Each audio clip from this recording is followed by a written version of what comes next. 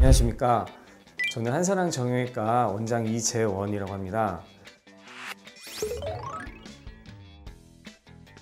환자분들이 정형외과 외래를 진료를 하실 때 공통적으로 많이 묻는 것들에 대해서 알려드리려고 자리를 마련하게 되었습니다. 제 주변 동료 의사들조차 저한테 많이 묻는 것들이니까 많은 도움이 되실 수 있을 거라고 생각합니다.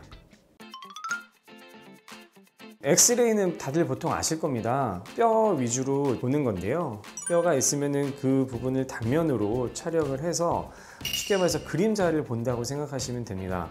장점으로는 빨리 찍을 수 있고, 그리고 가격이 그렇게 많이 들지 않아서 기본적으로 어디가 아프시든 그 엑스레이를 좀 찍고 보시는 걸 추천을 드립니다. 하지만 엑스레이로는 한계점이 많이 있습니다. 단면만을 촬영하는 거기 때문에 골절, 미세골절, 작은 질환들 같은 것을 일일이 세세히 다 확인해 볼 수는 없습니다. 그렇기 때문에 부가적으로 CT나 MRI 같은 영상 촬영 기법들이 이제 찍을 수 있는데요. CT부터 설명을 드리자면은 뼈의 단층을 정확하게 정밀하게 보는 방법으로 특히나 미세골절을 위주로 확인하려는 그런 기구입니다.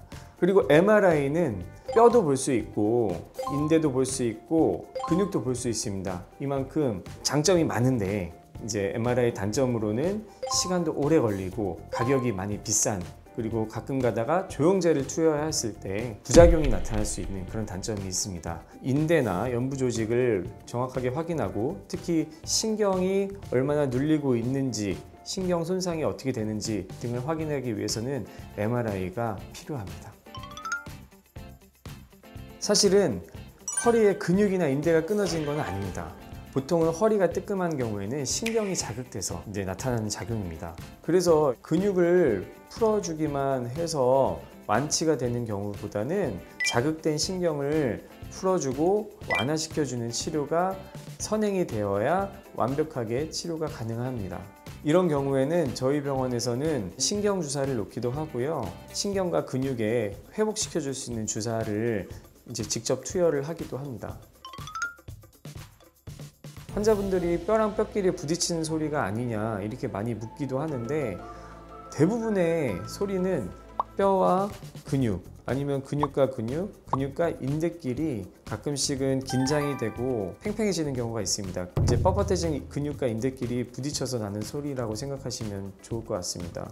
사실 이게 크게 통증을 유발하거나 위험성을 많이 수반하지는 않는데, 이게 자꾸 지속이 되다 보면은 마찰로 인한 염증이 생길 수 있기 때문에 검사를 받아보시는 것도 좋을 것 같습니다. 뼈는 움직이는 데 있어서 근육이 움직여서 뼈를 움직여 주는 거지, 뼈가 부러졌다고 해서 아예 못 움직일 수 있는 건 아닙니다.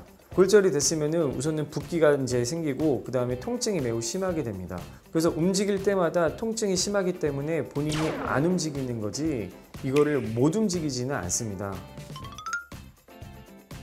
붓기를 빼야 되고 통증을 줄이기 위해서는 반깁스를 하시는 것을 추천을 드리는데요. 처음부터 왜 통깁스를 안 하는지 이거에 대해서 의아하신 분들도 많은데, 붓기가 있으면은 통깁스를 하는 게 안 좋다고 생각하시면 됩니다. 만약에 붓기가 점점 더 생겨질 상황에서 통깁스를 위아래로 꽉 감아버리게 되면은 이제 피부 괴사가 나타날 수도 있고, 그로 인해서 다른 여러 가지 신경이나 혈관에 손상이 있을 수 있기 때문에 바로 통깁스는 하지 않습니다. 그런 점에 있어서 반깁스라는 이제 고정 치료를 하는데요. 반깁스를 착용하는 것만으로도 환자분들이 안정감을 갖게도 되고, 이제 외부 요인에 의해서 다치거나 부딪히거나 손상이 될 수 있는 위험성이 적기 때문에 여러 가지로 도움은 될 수 있습니다.